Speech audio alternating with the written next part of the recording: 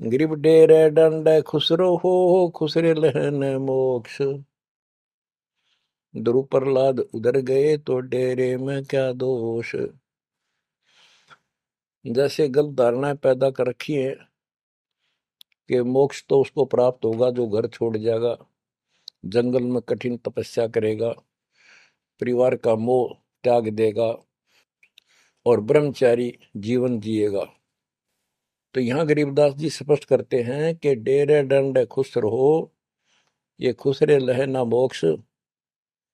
अपने घर पर रहो आराम से। यदि ब्रह्मचर्य का पालन करने मात्र से और जंगल में बैठ जाने से मोक्ष होता है तो ये खुसरे इजड़े तो सारे पार हो जा। नहीं, ऐसा नहीं है।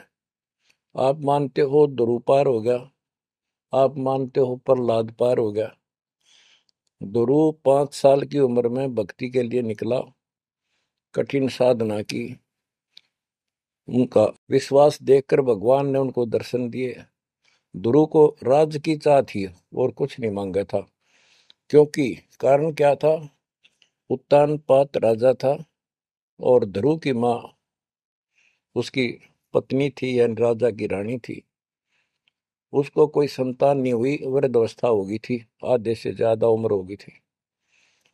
तो उसकी ध्रुव की माँ सुनीति थी। सुनीति ने अपने घर जाके अपने माता पिता से अपनी छोटी बहन सुनीति राजा के लिए मांगा। कारण ये था कि एक दिन नारद जी आए। नारद जी ने बताया उस सुनीति को, ध्रुव की माँ को, कि राजा दूसरी शादी करे, उसके बाद आपको पुत्र पहले होगा, उसको बाद में होगा। वैसे संतान नहीं होगी, यह संयोग है। रानी ने राजा को मनाया, अपने घर वालों से रिक्वेस्ट करी। आखिर में उस लड़की छोटी बहन को राजा के शादी करवा दी। अब सुरीति ने ये ईर्ष्या होगी कि मेरी बहन ने मेरा जीवन बर्बाद कर दिया, एक बूढ़े का ब्याह करवा दिया मेरा। मैं किसी राजा के शादी होती, स्वतंत्र रहती। जब विवाह करके राजा आ रहा था, सीमा के ऊपर कहा, यहाँ लेके आ रहा था अपनी सुरीति सेकंड पत्नी को, राज की सीमा पे जाके रथ रुकवा लिया और बोली, वो सुरीति मेरी कंडीशन है, ये मानोगे तो मैं आगे कदम रखूंगी, नहीं मैं तेरे साथ नहीं जाऊंगी। राजा ने पूछा क्या बात है? कि जो मेरी बहन है उसको निकाला दे दे, उसको अलग रखेगा, उसको खाने का भी माप तोल के देना होगा, दुहागन करेगा। इसमें काफी कंडीशन होती, दुहागन के लिए अलग से मकान बनाया जाएगा। राजा ने मान लिया। और दूसरे ये होगा कि जो मेरा पुत्र होगा उसको राज मिले, मेरी बहन के पुत्र को राज न मिले। इस तरह की शर्त सारी राजा ने मान ली। आगे फिर पहले ध्रुव हुआ। ध्रुव जब उत्पन्न हुआ उस समय माँ वैराग्य में थी, घर से अलग दूसरी जगह रखा हुआ था। और ये बहुत लंबी कहानी है, इतना यहाँ नहीं बता पाऊंगा।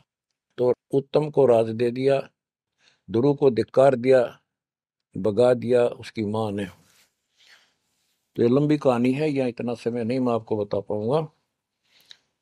तो ध्रुव परमात्मा से राज लेने के लिए माँ से पूछा ध्रुव ने, माँ उत्तम को राज किसने दिया? बेटा भगवान देता है, परमात्मा ने दिया, उसके भाग में लिख दिया, तेरे भाग में नहीं है।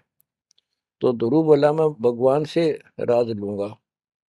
यूं कहकर छोड़ कर चल पड़ा। 6 महीने तक एक पैर पे खड़ा होकर या जैसे भी तपस्या खूब की, जाप किया। पिछले संस्कार से होता ही है, वैसे तब तो दुनिया करती है। पिछले युगों का बहुत संस्कार भक्ति करते करते आए हुए थे और वो काफी संग्रहित थी, उसके प्रतिफल में मालिक ने उनको ऐसा कुछ कर दिया। परमात्मा प्रकट हुए, बोले भाई क्या मांगता है बोलो। मुझे राज चाहिए भगवान, मुझे राज दो।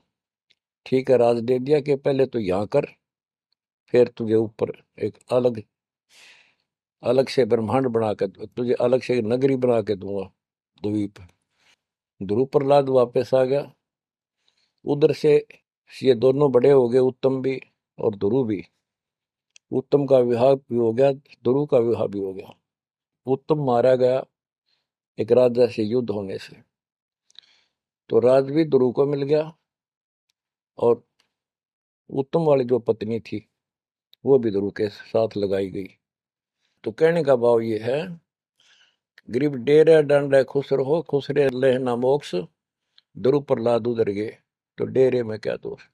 जैसे ध्रुव ने शादी कराई, ध्रुव की भी संतान हुई, और आपके तो ये पार हुआ, तो ये डेरे में था, घर में था, गृहस्थी में था, तो पार हुआ।